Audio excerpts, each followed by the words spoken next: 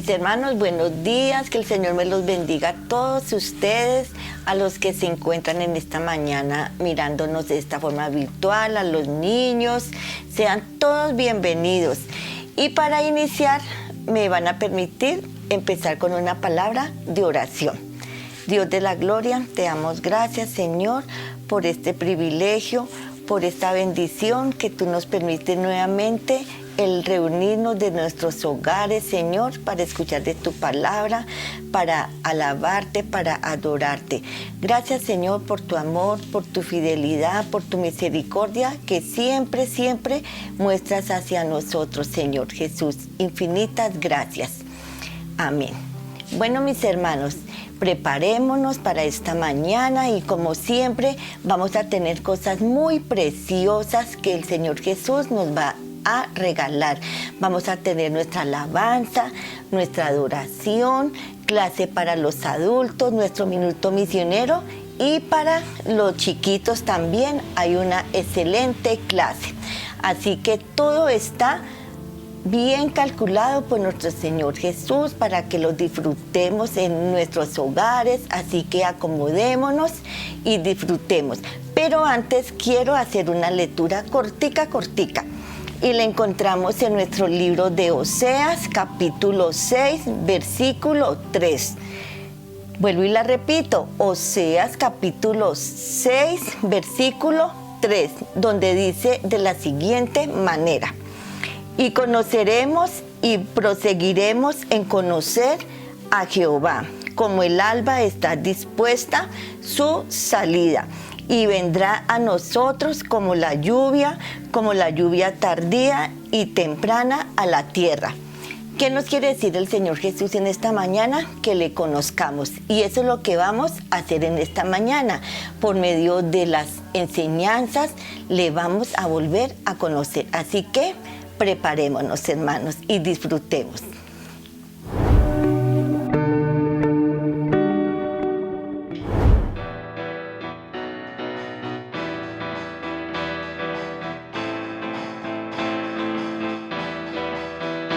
El que habita al abrigo de Dios morará bajo sombra de amor.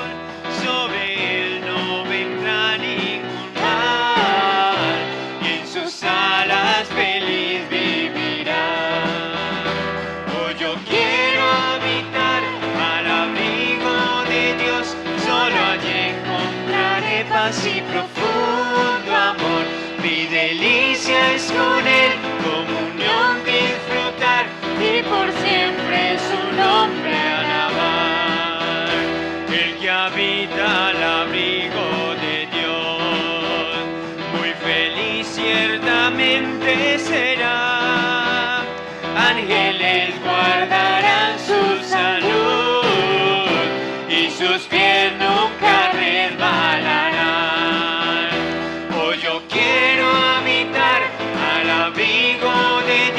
Solo allí encontraré paz y profundo amor. Mi delicia es con él, comunión disfrutar y por siempre su nombre alabar. El que habita al abrigo de Dios, para siempre seguro estará. Caerán a su diestra 10,000, mas a él no vendrá mortandad. Oh, yo quiero habitar al abrigo de Dios, solo allí encontraré paz y profundo amor. Mi delicia es con él, comunión disfrutar y por siempre su nombre alabar.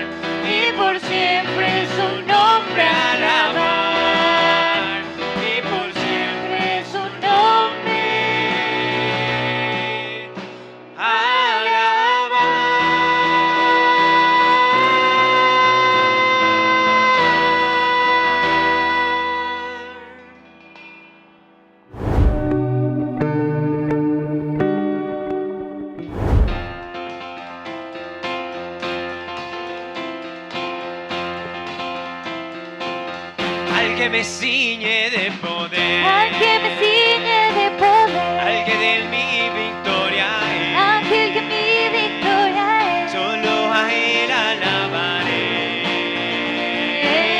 solo a él exaltaré,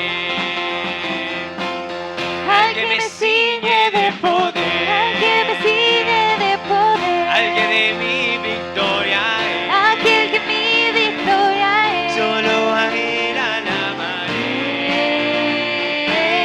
solo a él exaltaré. De ti será mi alabanza en la congregación. Cantaré Y alabaré tu nombre, Señor. de ti será mi alabanza en la congregación. Cantaré, alabaré Tu nombre, Señor. al que me ciñe de poder, Al que me ciñe de poder, al que de mi victoria es, ángel que mi victoria es. solo a él alabaré, solo a él exaltaré. Al que me ciñe de poder, Al que me ciñe de poder, ángel que mi victoria es. al que de mi victoria es, Solo a él alabaré, solo a él exaltaré. de ti será mi alabanza en la congregación. Cantaré y alabaré Tu nombre, Señor. de ti será mi alabanza en la congregación. Cantaré y alabaré tu nombre, Señor. De ti será mi alabanza en la congregación. Cantaré y alabaré Tu tu nombre, nombre, Señor. Tu nombre, Señor. tu nombre,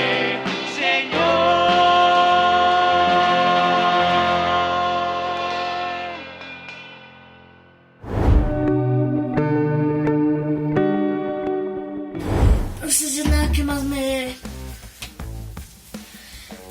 ¿Me puede llamar a doña Beatriz aquí a presidencia, por favor? Doña Beatriz, Gracias. vaya a la sala de presidencia. Don Armando, buenas tardes. ¿Me mandó llamar? Sí, señora Beatriz. Es que usted ya ha pedido muchos préstamos a esta empresa y ya me debe 10 millones de pesos.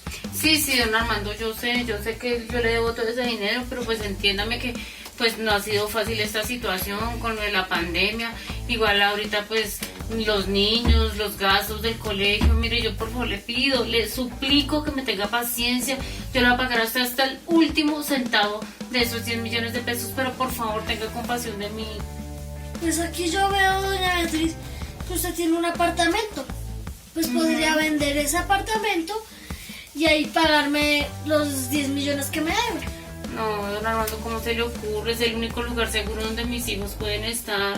Mire, don Armando, descuénteme si usted quiere el sueldo de aquí en adelante. Mire, pero por favor, mire, yo le prometo que yo voy a pagarle hasta el último centavo. Pero por favor, don Armando, no me vaya a sacar de la empresa ni me vaya a hacer vender las únicas cositas que tengo. Pues... bueno, yo le voy a perdonar esta deuda. ¿Los 10 millones, don Armando? Sí, señora. Su sueldo va a quedar libre, podrá usar su sueldo para comprar la comida a los niños. Ya entiendo la carga que lleva alimentarlos y todo eso. Don Armando, muchas gracias. Muchas gracias, don Armando. Ay, estoy muy agradecida con usted, muchas gracias. No fue nada, doña Beatriz. ¿Qué hubo, Nicolás? Ah, hola, doña Beatriz, ¿cómo le va? Muy bien, ¿usted cómo ha estado? Bien, ¿cómo le fue con el jefe? Bien, después le cuento. Nicolás, ¿usted se acuerda de los 10.000 pesos que yo le presté a usted la semana pasada? Claro, Beatriz, ¿cómo no me voy a acordar? Lo que pasa, Nicolás, es que yo necesito que usted me pague esos 10.000 pesos hoy. Pero si usted dijo después de un mes, no en este día específico. No, pero es que yo necesito que me los pague hoy. Sí, quedamos que era el otro mes, pero yo necesito que me los pague ya. Mire, Nicolás, yo no voy a dejar a mis hijos aguantando hambre en la casa porque usted no me paga los 10.000 pesos. Además, es su compromiso, es su responsabilidad.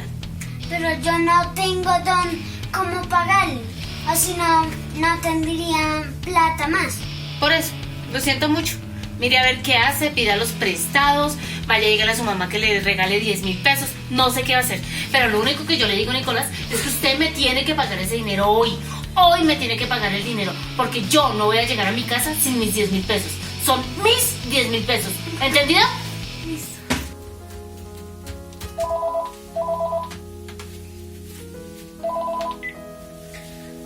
Presidencia.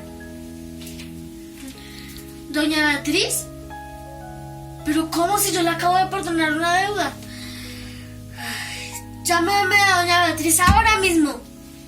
Doña Beatriz, vaya a sala de la presidencia.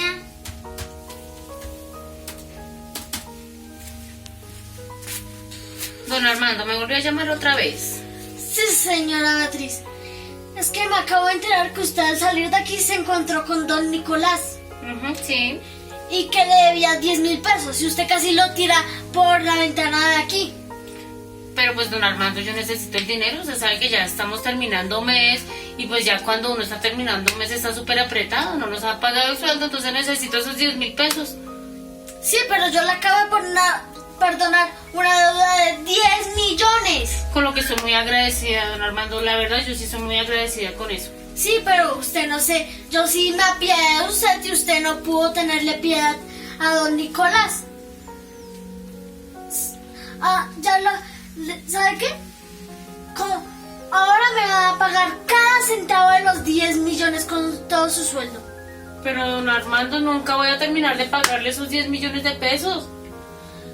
Pero yo le perdoné esa deuda a usted que me debía mucho más que don Nicolás. Él le debía 10.000 pesos. Usted me debía 10 millones.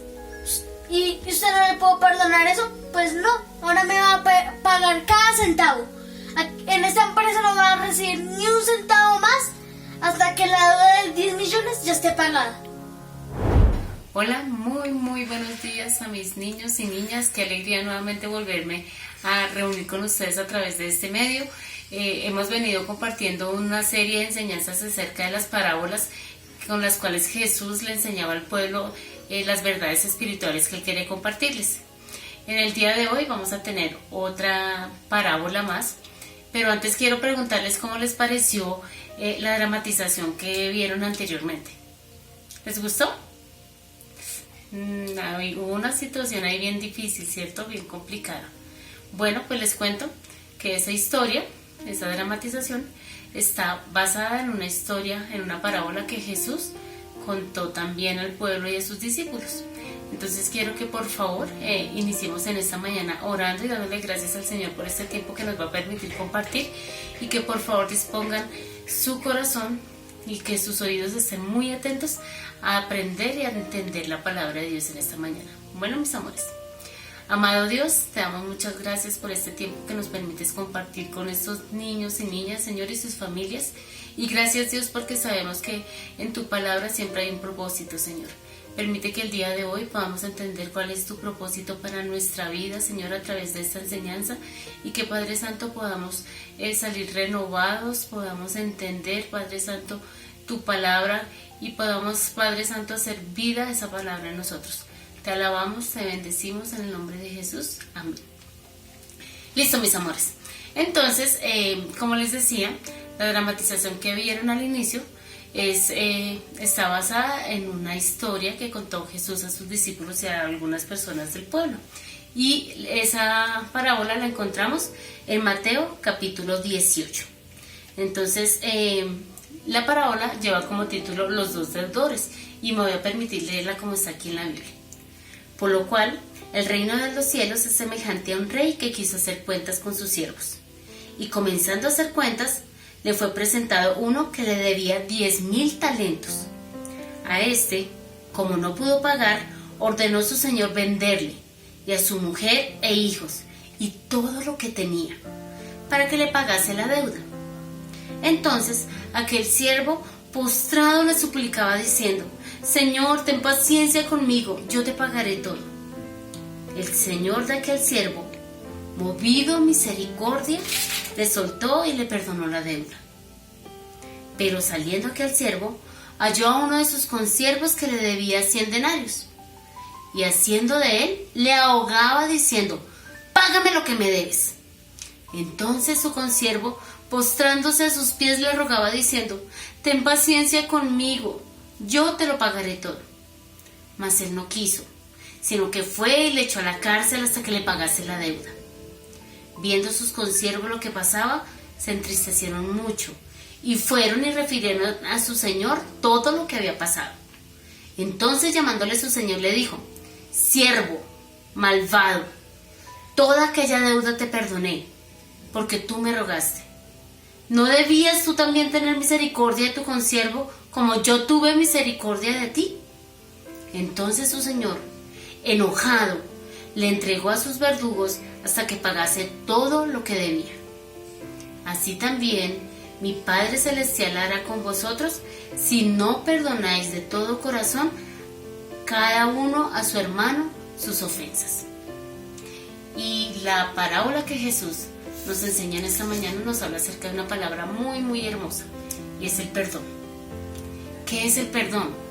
El perdón es tener la capacidad de olvidar aquellas cosas que otras personas nos han hecho. O quizás no podamos borrarlas de nuestra mente, pero en el momento que las recordamos no nos van a hacer tanto daño. Entonces, el mayor ejemplo del perdón, ¿quién fue? Jesús.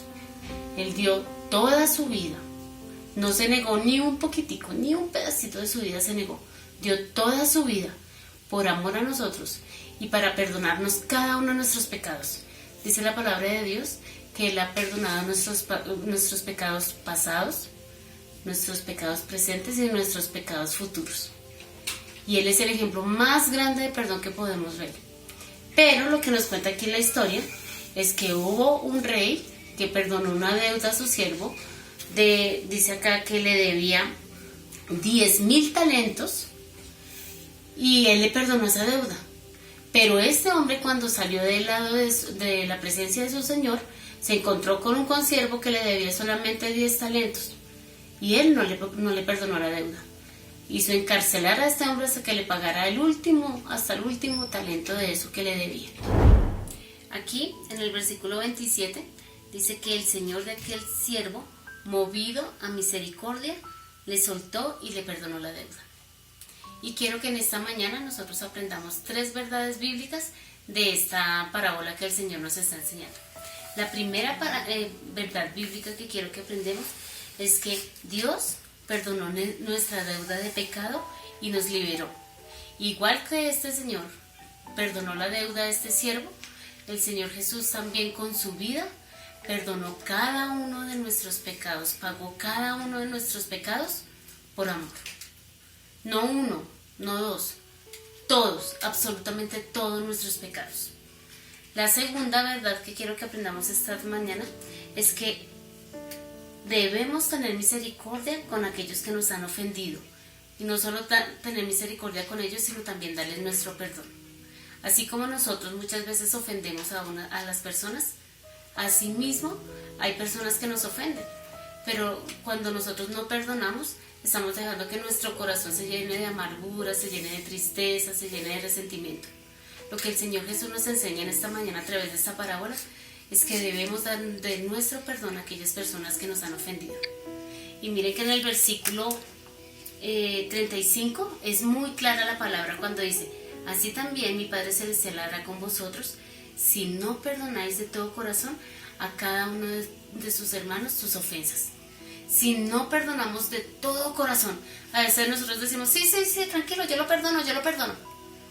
Pero cada vez que recordamos lo que esa persona nos hizo, nos duele, nos llenamos otra vez de odio, de resentimiento. Eso no es perdonar de corazón. Cuando el Señor Jesús perdonó nuestros pecados, dice la palabra que es como si los hubiese arrojado a lo más profundo de la mar. Los olvidó por completo. Y es lo que Él quiere que nosotros hagamos. Que perdonemos las ofensas de aquellos que nos han ofendido a nosotros, pero que lo hagamos de corazón. Y la tercera verdad espiritual que quiero que aprendamos en esta mañana es que si nosotros no perdonamos, Dios no nos perdonará a nosotros. Y eso también lo vemos en Mateo 6, versículo 14 y 15. Entonces me voy a permitir también leerles este versículo. Dice: porque si perdonáis a los hombres sus ofensas, os perdonará también a vosotros vuestro Padre Celestial. Mas si no perdonáis a los hombres sus ofensas, tampoco vuestro Padre os perdonará vuestras ofensas. Entonces, primera verdad espiritual: Dios perdonó nuestra deuda por el pecado y nos liberó. Segunda, debemos tener misericordia con aquellos que nos han ofendido y perdonar y darles nuestro perdón. Y tercero, tener claro que si nosotros no perdonamos a aquellos que nos han ofendido, Dios no nos va a perdonar a nosotros. Debemos tener una relación estrecha con Dios, y en el momento que tenemos una relación estrecha con Dios, Él nos va a ayudar a que podamos perdonar a aquellos que nos han ofendido. Nosotros con nuestras fuerzas no podemos hacerlo, pero el Señor es el que nos da las fuerzas para nosotros poder perdonar a aquellos que nos han hecho daño. A veces no es fácil, mis amores, y yo sé que no es fácil cuando hemos sido maltratados, cuando nos han herido, cuando nos han hecho cosas que nos duelen mucho en nuestro corazón. A veces no es fácil perdonar, y nosotros en nuestras fuerzas no podemos hacerlo, pero mayor es el que está en nosotros que el que está en el mundo, y por eso Él nos ha dado el poder para poder perdonar a aquellas personas que nos han hecho daño. Quiero que en esta mañana oremos y le pidamos al Señor eso, que así como Él mostró misericordia por nosotros y dio su vida por amor a nosotros, nos limpió, nos liberó de ese pecado, pagó toda la deuda por nuestro pecado, que asimismo nosotros podamos amar a aquellos que nos hacen daño y que nos maltratan, que asimismo podamos perdonar las ofensas de aquellos que nos han ofendido. Amado Dios, te damos muchas gracias por este tiempo que nos permites compartir con estos niños y niñas preciosos, Señor. Gracias porque sabemos que tú estás habitando en el corazón de ellos, Señor, y por eso nos acercamos a ti en este momento pidiéndote que nos ayudes, Señor, a perdonar. A veces hay personas que nos lastiman, Señor, pero también tú nos has enseñado, Señor, que el verdadero amor está en amar a aquellos que nos hacen mal, Señor. Permite, Dios, que podamos perdonar a cada una de las personas que nos hacen daño. A veces son nuestros familiares, a veces son nuestros maestros, nuestros amigos, Señor, pero permite que podamos perdonar de todo corazón a aquellos que tanto nos han lastimado, Señor. Gracias, Dios, porque hoy a través de esta hermosa parábola podemos entender que tú nos viste con amor, nos viste con misericordia, Señor, y por eso limpiaste nuestra vida, Señor. Señor, permite que nosotros también tengamos la capacidad de amar y de perdonar, Señor. Esa palabra perdón tiene mucho valor, Señor, cuando creemos en ti, Señor, porque fue la muestra más grande de amor hacia nosotros, el perdonar cada una de nuestras faltas y llevar sobre tu cuerpo, Señor Jesús, el peso y el dolor de nuestros pecados. Gracias, Señor, por esta mañana maravillosa en la cual podemos entender cuál es el verdadero significado del perdón, Señor. El verdadero significado del perdón lo podemos ver en la cruz, en el amor profundo e infinito que tú tuviste con nosotros, Señor. Gracias por esta mañana, Señor. Permite que tu palabra no solo quede grabada en nuestra mente, sino también en lo más profundo de nuestro corazón, Señor. Y si en algún momento, Señor, cuando vayamos creciendo y seamos adultos, Señor, nos tengamos que ver enfrentados a una situación donde tengamos que ofrecer nuestro perdón, Señor, que podamos hacerlo con seguridad de que tú estás respaldándonos y que tú estás sanando las heridas que quizás otros han hecho en nuestro corazón. Gracias por esta mañana, Señor, y te alabamos en el nombre de Jesús. Amén. Listo, mis amores. Y ahora vamos a aprender un versículo. ¿Listo? Entonces vamos a aprender el versículo 15 del capítulo 6 del libro de Mateo. Entonces aquí va a aparecer escrito el versículo para que por favor lo podamos ir repasando. Dice, mas si no perdonáis a los hombres sus ofensas, tampoco vuestro Padre os perdonará vuestras ofensas. Mateo 6, 15. Vamos a repetirlo nuevamente. Mas si no perdonáis a los hombres sus ofensas, tampoco vuestro Padre os perdonará vuestras ofensas. Mateo 6, 15. Listo, mis amores, vamos a aprendernos ese versículo y cada vez que nos veamos enfrentados a una situación donde tengamos que ofrecer nuestro perdón, que podamos recordarlo. Que si nosotros no podemos perdonar de corazón, tampoco el Señor nos va a perdonar cuando nosotros nos acerquemos a pedirle perdón a Él. Que Dios los bendiga, los amo mucho. Nos vemos en una próxima oportunidad. Por favor, no se desconecten porque vienen otras historias muy, muy, muy llenas de amor de parte de Dios para cada uno de nosotros. Dios los bendiga.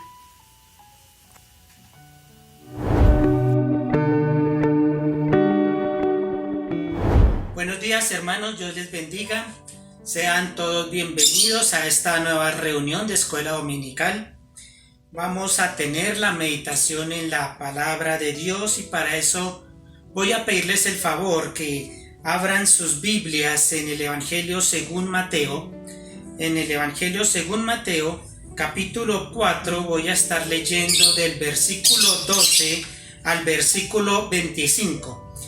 Mateo capítulo 4, versículo 12 al versículo 25. Dice así: Cuando Jesús oyó que Juan estaba preso, volvió a Galilea, y dejando a Nazaret vino y habitó en Capernaum, ciudad marítima en la región de Zabulón y de Neftalí, para que se cumpliese lo dicho por el profeta Isaías cuando dijo: Tierra de Zabulón y tierra de Neftalí, camino del mar al otro lado del Jordán, Galilea de los gentiles. El pueblo asentado en tinieblas vio gran luz, y a los asentados en región de sombra de muerte, luz les resplandeció. Desde entonces comenzó Jesús a predicar y a decir: arrepentíos, porque el reino de los cielos se ha acercado. Andando Jesús junto al mar de Galilea, vio a dos hermanos, Simón llamado Pedro, y Andrés su hermano, que echaban la red en el mar, porque eran pescadores, y les dijo: venid en pos de mí, y os haré pescadores de hombres. Ellos entonces, dejando al instante las redes, le siguieron. Pasando de allí, vio a otros dos hermanos, Jacobo hijo de Zebedeo y a Juan su hermano, en la barca con Zebedeo su padre, que remendaban sus redes, y los llamó. Y ellos, dejando al instante la barca y a su padre, le siguieron. Y recorrió Jesús toda Galilea, enseñando en las sinagogas de ellos y predicando el evangelio del reino y sanando toda enfermedad y toda dolencia en el pueblo. Y se difundió su fama por toda Siria, y le trajeron todos los que tenían dolencias, los afligidos por diversas enfermedades y tormentas, los endemoniados, lunáticos, paralíticos, y los sanó. Y le siguió mucha gente de Galilea, de Decápolis, de Jerusalén, de Judea y del otro lado del Jordán. Hasta allí la palabra de Dios. Observamos aquí lo que es el inicio del ministerio de Cristo. Vamos a estar pensando un poco en el reino de los cielos, su establecimiento, el reino de Dios y su establecimiento. Y aquí tenemos a Jesús, que se nos ha narrado de su nacimiento, las diferentes circunstancias que tuvo que pasar en familia, posteriormente su bautismo, y luego se nos narra de la tentación. Y después de la tentación en el desierto, la tentación de Jesús, empiezan estos hechos que se da como el inicio del ministerio de Cristo. Este ministerio de Cristo implicó el establecimiento del reino de Dios sobre la tierra. Empezamos aquí entonces como con los primeros pasos de Jesús hacia este establecimiento, y quiero observar cómo ese reino de Dios tiene algunas características que son marginales pero necesarias para su establecimiento. Observo aquí en el capítulo 4, dice el versículo 2 y 13: cuando Jesús oyó que Juan estaba preso, volvió a Galilea, y dejando a Nazaret, posiblemente estuvo algunos días en Nazaret, pero no se quedó allí, vino y habitó en Capernaum, y es en Capernaum, una ciudad costera, donde él establece su centro de acciones. Desde allí donde él empieza con su ministerio, en la ciudad de Capernaum, una ciudad marítima. Y dice que esta ciudad de Capernaum está en el lugar donde se había establecido anteriormente la tribu de Zabulón y de Neftalí. Y dice que cuando Cristo se estableció allí, cumplió una profecía que fue dicha por Isaías. El versículo 15 y el 16 nos habla de esta profecía. Dice: tierra de Zabulón, tierra de Neftalí, camino del mar al otro lado del Jordán, Galilea de los gentiles. El pueblo asentado en tinieblas vio gran luz, y a los asentados en región de sombra de muerte luz le resplandeció. Entonces observó cómo el reino de los cielos es una respuesta. Primero es una respuesta a la necesidad humana. Y aquí se nos habla de un pueblo que estaba sentado en estos sitios, e Isaías 700 años antes describe la situación de ese pueblo y cómo esa situación se podría hablar que era una situación de tinieblas, de oscuridad. Si usted observa en Isaías capítulo 9, los primeros versículos de ese capítulo 9, versículo 1 y 2, está este mismo texto que se nos dice aquí en Mateo 4. Y el contexto de Isaías, el capítulo 8, nos da unas características que estaba viviendo ese pueblo. Se nos habla de cómo ese pueblo temía a muchas cosas menos a Dios. Y Dios habla al profeta y le dice: no le temas a las cosas que ellos le temen, sino teman a Dios, y que sea la fuente de terror y la fuente de reverencia, y no sea la fuentes que ellos tienen, otras cosas que temen, pero no temen a Dios. Ese era el pueblo que estaba describiendo aquí en el tiempo de Isaías. Y dice que por esa motivación, por no tener esa gente en cuenta a Dios, Dios les va a hacer de tropezadero. Y es interesante porque dice que Dios va a hacer de tropezadero a ese pueblo, tanto al norte como al sur. O sea, todo Israel va a ser de tropezadero. Y esa forma de ser de tropezadero de Dios se va a reflejar en que ellos mismos van a ser tropezadero unos contra otros. Entonces era un pueblo en el cual las personas servían de obstáculo para las otras personas. Eran personas que consultaban los adivinos, consultaban encantadores, consultaban a los muertos, y la queja de Dios es que consultaban a todas esas personas y no lo consultaban a él. No consultaban a Dios, el Dios de los vivos, sino que preferían consultar a los muertos. Y entonces dice que habían dejado su ley y sus testimonios. Dice que era un pueblo que andaba en fatiga, en hambre, un pueblo que andaba en mucha necesidad. Y esa situación hacía que ese pueblo estuviera en contra de Dios y estuviera maldiciendo a Dios. Y dice finalmente el capítulo 8 que al mirar la tierra lo que se encontraba era una gran tribulación, una gran angustia, unas grandes tinieblas que se cernían sobre ese pueblo. Dice, hay una palabra aquí en Mateo y también allí en Isaías, que ese pueblo estaba asentado sobre esa tierra.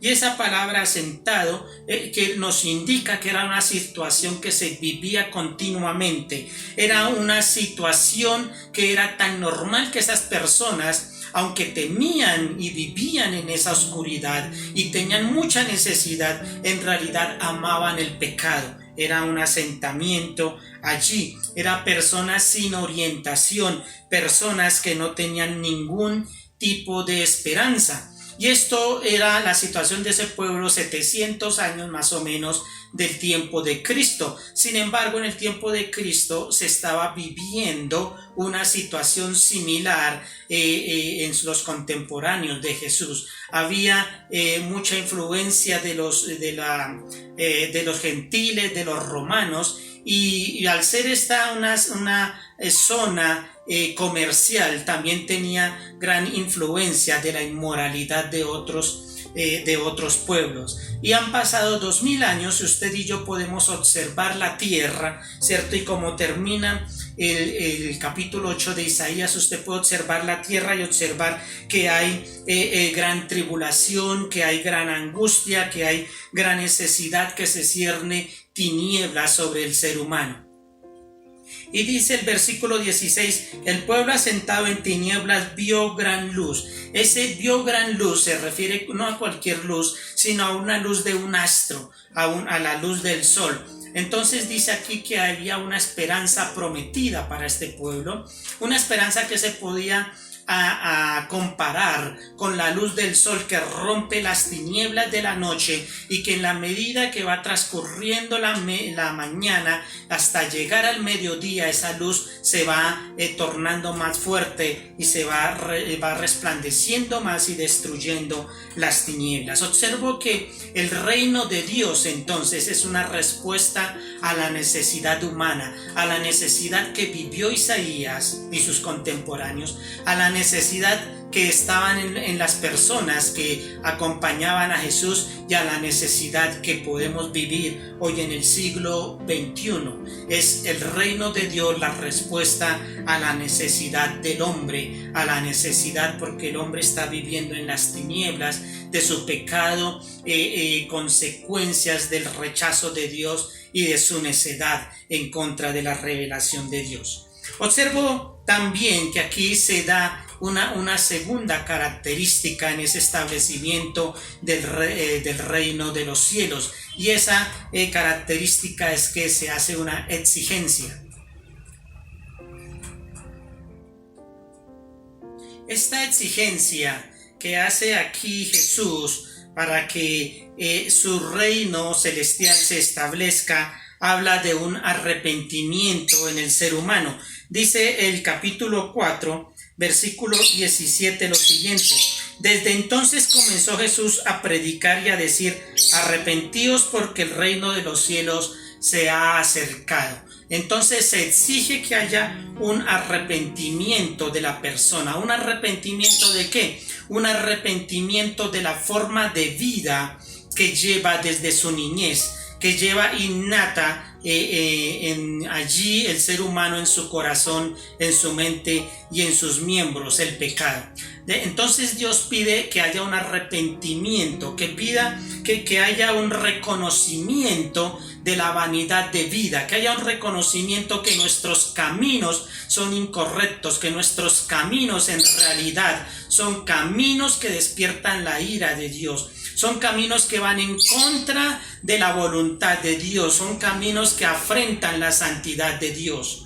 Toda persona debe arrepentirse delante de Dios si quiere de Él encontrar el favor de su gracia. Entonces aquí lo que dice es que este fue un tema reiterativo en la enseñanza de Dios. Dice que Él decía y predicaba del arrepentimiento de Dios.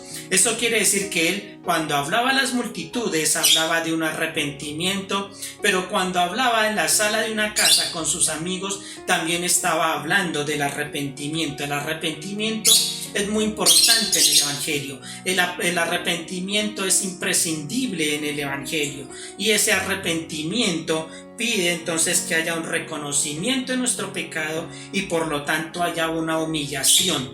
Entonces aquí no se busca exaltar al hombre por sus caminos, sino humillar al hombre por su forma de vida pecaminosa que afrenta a Dios. Entonces aquí lo que Jesús empieza para establecer su reino es pidiendo un arrepentimiento genuino, un arrepentimiento en el cual reconozco mi suciedad pecaminosa y reconozco que debo ser humilde delante de Dios. El arrepentimiento implica también volverse a Dios. No es simplemente dejar ciertas actitudes, dejar ciertas formas de vida, sino es un volverse a Dios. No es que yo antes fumaba y ahora dejé de fumar, no es que antes yo era alcohólico y ahora ya no soy alcohólico, sino que el arrepentimiento va más allá y dice que es volverse a Dios. Ahora Dios es el centro de mi vida, ahora cobra gran relevancia, gran importancia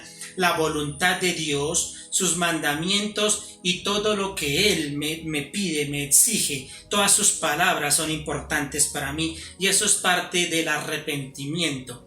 A lo que antes era importante para mi vida, ahora lo he dejado a un lado y ahora ese arrepentimiento me lleva a volverme a Dios. Renuncio al pecado para aceptar la voluntad de Dios. Dice que el reino de Dios se ha acercado. ¿Se ha acercado a quiénes? Aquí el contexto nos habla de todos, habla de la tierra de Neftalí, de Zabulón, pero habla que también era una tierra de los gentiles.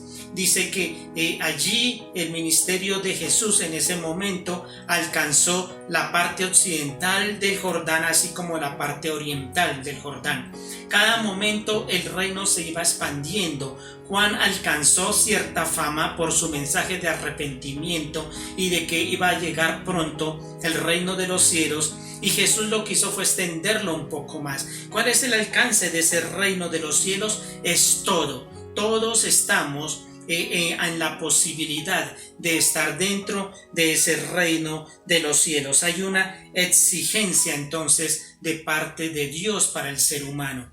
Esto es importante tenerlo en cuenta porque a veces lo que se enseña son cosas muy diferentes. Lo que se enseña es simplemente una vida mejor, una vida agradable, sin importar nuestro pecado, sin importar lo que a Dios le importa, sino lo que a mí me importa. Aquí Dios dice: es importante que ustedes se arrepientan, reconozcan su pecado, reconozcan lo que son y se vuelvan a mí. Este es un mensaje para el día de hoy. ¿Qué necesita la gente? Y tal vez en la iglesia también, que haya un arrepentimiento genuino, que haya una humillación, un reconocimiento de nuestro pecado y nos volvamos a Dios, a su santidad, a sus mandatos, a su sermón. Porque esto es la antesala a un sermón, el gran sermón del monte, donde nos va a decir una serie de reglas, una serie de principios que es importante que la iglesia retome porque lo hemos dejado. Pero antes de mirar esto debemos reconocer nuestro pecado, debemos reconocer nuestra situación, volvernos a Dios en arrepentimiento para que el reino de Dios se acerque a nuestras vidas. Posterior a al inicio de este mensaje y de explicarnos cuál iba a ser el tema principal de la enseñanza de Cristo, se nos dice que Jesús empezó a caminar por la playa, allí de este gran mar. Y nos dice el versículo 18: andando Jesús junto al mar de Galilea, vio a dos hermanos, Simón llamado Pedro y Andrés su hermano, que echaban la red en el mar porque eran pescadores, y les dijo: venid en pos de mí y os haré pescadores de hombres. Ellos entonces, dejando al instante las redes, le siguieron. Pasando de allí vio a otros dos hermanos, Jacobo hijo de Zebedeo y Juan su hermano, en la barca con Zebedeo su padre, que remendaban sus redes, y los llamó, y ellos, dejando al instante la barca y a su padre, le siguieron. Entonces Cristo empieza a establecer ese reino de los cielos en la tierra. Es un reino que va a tener un alcance mundial, un alcance de toda la humanidad. Pero me parece importante aquí un tercer punto. Ya hemos visto que es una respuesta a la necesidad del hombre, que hay una exigencia de arrepentimiento. Tercero, y observo aquí en este texto que he leído, que hay un llamado personal. Jesús iba por la playa, pero no creo que Jesús iba caminando solo. Ya la fama de él ya le antecedía. Juan había dicho que era el Cordero de Dios que quitaría el pecado del mundo, y eso llamó la atención mucho y ya muchos le seguían. Había estado en Nazaret, donde se paró allí en una sinagoga, leyó un texto, ¿cierto? Y ese texto se lo atribuyó a sí mismo y dice que lo quisieron apedrear. Ya había cierto llamado de las personas, cierto interés de las personas por Cristo, para bien o para mal, pero ya había personas que le seguían, y él estaba caminando allí en la playa y dice que ve primero a Pedro y a Andrés que estaban pescando y les hace un llamado a seguirlo. Posteriormente, al seguir caminando, encuentra también a otros dos hermanos, a Jacobo y a Juan, y también hace un llamado a ellos. Entonces observo que si bien el reino de los cielos tiene un alcance mundial, el reino de los cielos hace un llamado personal. A cada persona se le hace un llamado para que siga a Jesús. Muchos le seguían, pero el llamado es algo personal. Y ese llamado hace referencia a seguirlo a Él, a ir detrás de Él, a ir en pos de Él.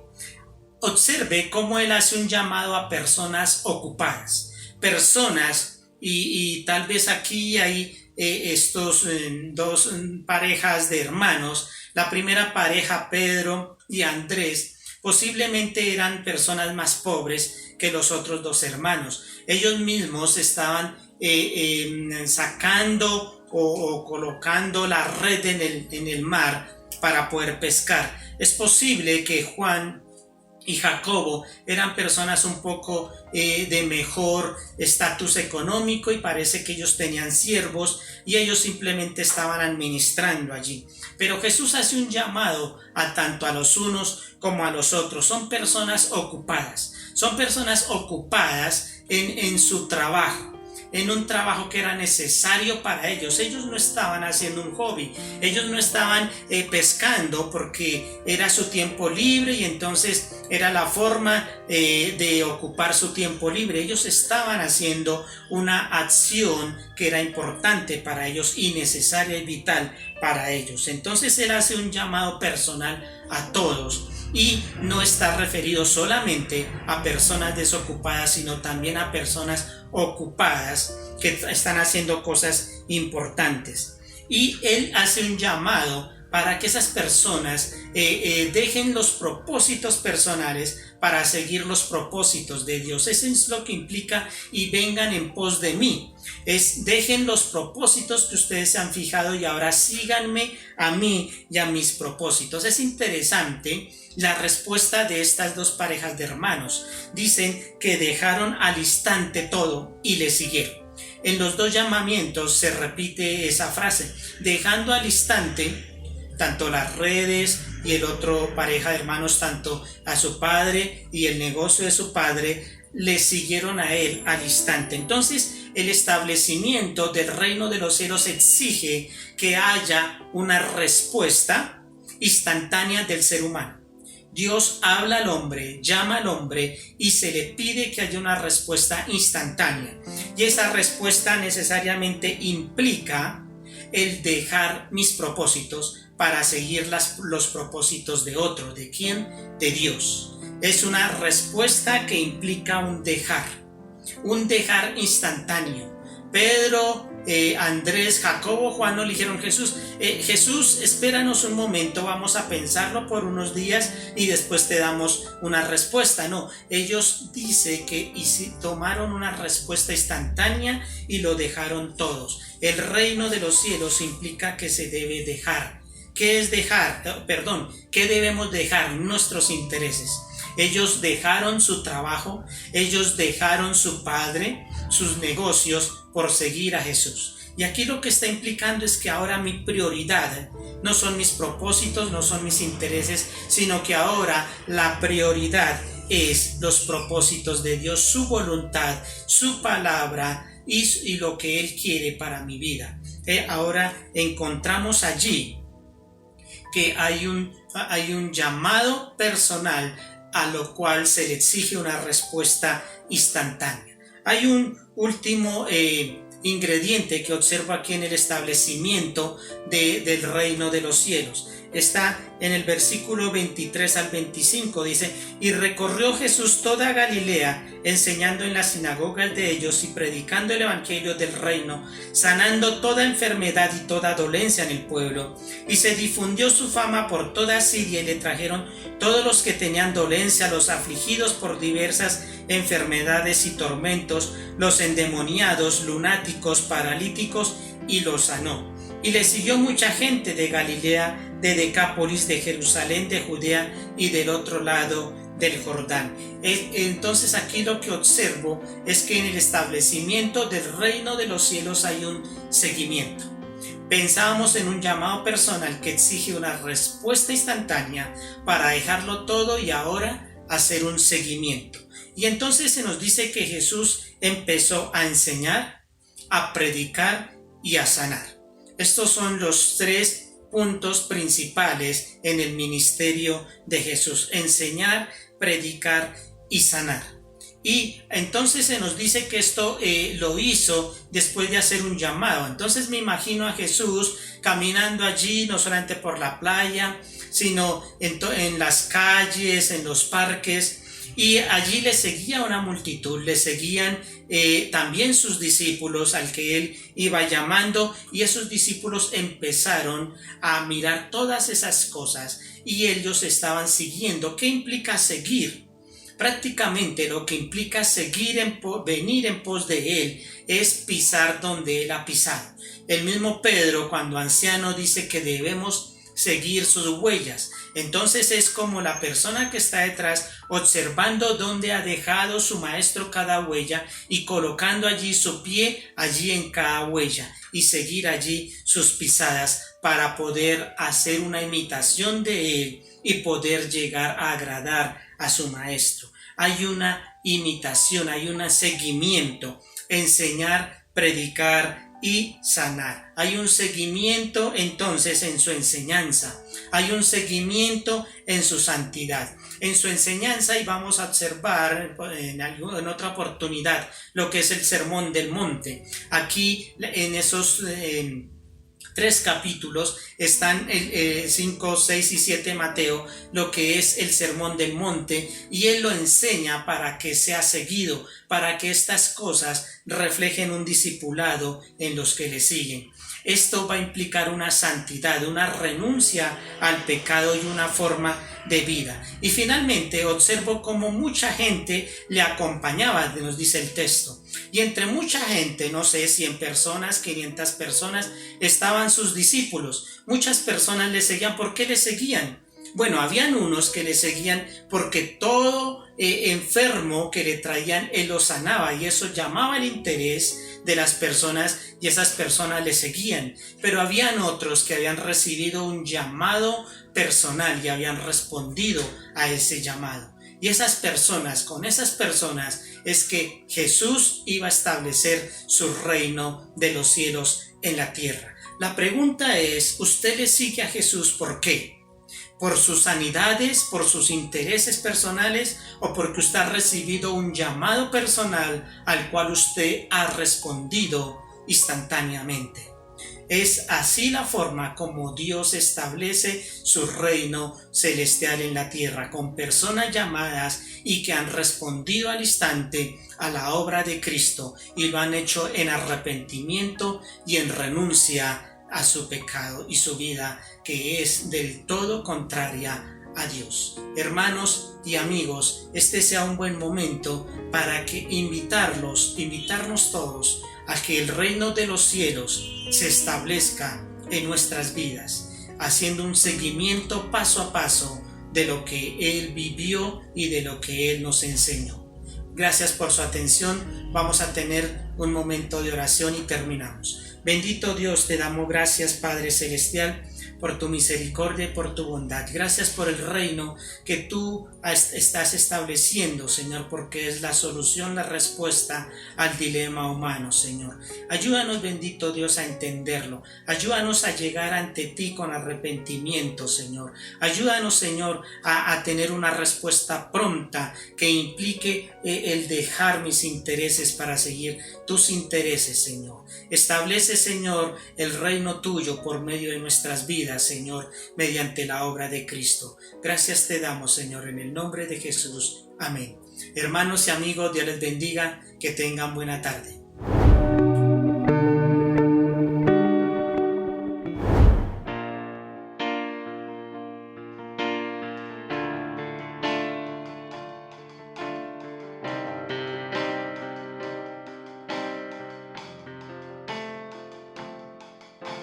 Tu amor es como un río que nunca cesará. En tu presencia ese río se desbordará. Tu amor es eterno, siempre me sustentará.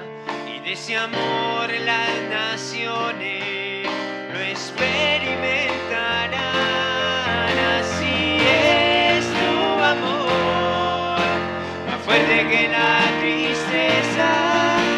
En todo tiempo tu amor fluye como un río. Así es tu amor, más fuerte que la tristeza. En todo tiempo tu amor fluye como un río, mi Señor.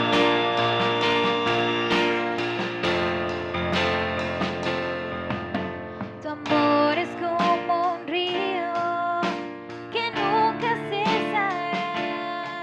En tu presencia ese río se desbordará. Tu amor es eterno, siempre me sustentará. De ese amor las naciones lo Experimentarán. Así es tu amor, más fuerte que la tristeza. En todo tiempo tu amor fluye como un río. Así es tu amor, más fuerte que la tristeza. En todo tiempo tu amor fluye como un río, mi Señor.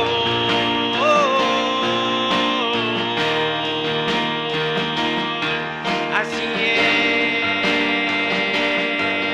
tu amor, así es tu amor, más fuerte que la tristeza. En todo tiempo tu amor fluye como un río. Así es tu amor, más fuerte que la tristeza. En todo tiempo tu amor fluye como un río, mi Señor.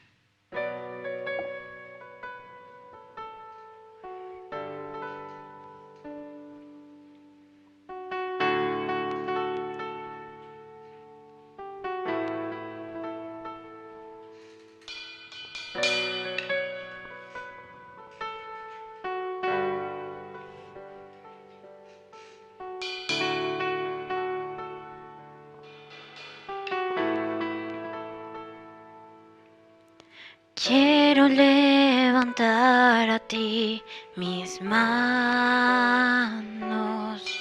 maravilloso Jesús, milagroso Señor.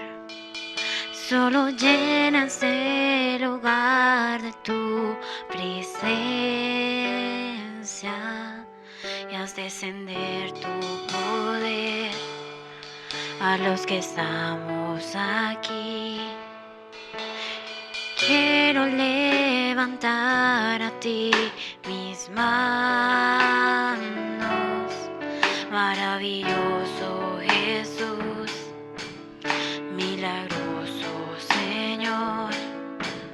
Solo llena este lugar de tu presencia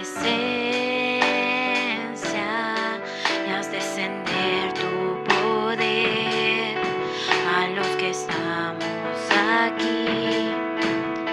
Creo en ti, Jesús, de lo que harás en mí. Creo en ti, Jesús, de lo que harás en mí, en mí, en mí. Recibe toda la gloria, recibe toda la honra, precioso Hijo de Dios. Recibe toda la gloria, recibe toda la honra, precioso Hijo de Dios. Quiero levantar a ti mis manos, maravilloso Jesús, milagroso Señor. Solo llena este lugar de tu presencia y haz descender tu poder a los que estamos aquí. Creo en ti, Jesús, de lo que harás en mí. Yo creo en ti, Jesús, de lo que harás en mí, en mí, en mí. Recibe toda la gloria, recibe toda la honra, precioso Hijo de Dios. Recibe toda la gloria, recibe toda la honra, precioso Hijo de Dios.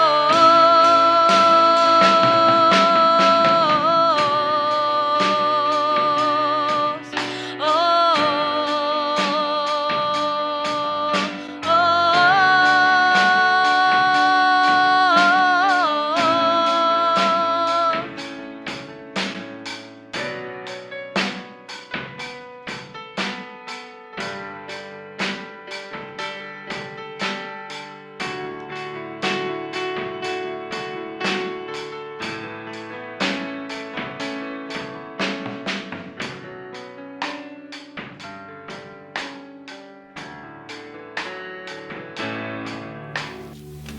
Bueno, mis hermanos, ¿qué tal todo lo que nuestro Señor Jesús tuvo para con nosotros en esta mañana? Excelente, ¿cierto? Espero que todo nos haya quedado acá y acá en nuestro corazón, que eso es lo primordial. Y como siempre, mis hermanos, antes de despedirnos, ya conocemos nuestros anuncios, que los días lunes, jueves y sábado a las 8 de la noche nos estamos conectando por nuestro medio de MIC a orar desde las 8 de la noche. Así que les llega el link, el enlace y nomás es darle clic y comunicarse con nuestro Señor Jesús a esa hora. Eso ha sido de gran bendición. Y luego les vamos a estar dando otros anuncios mientras esto se normaliza y ya les avisaremos si nos volveremos a encontrar de forma presencial. Mientras tanto, disfrutemos de todo eso de esta forma virtual. Así que, hermanos, gracias por estar atentos, por estar dispuestos, y solo me queda para desearles una excelente y bendecida semana. Que el Señor me los bendiga, me los guarde y me los favorezca.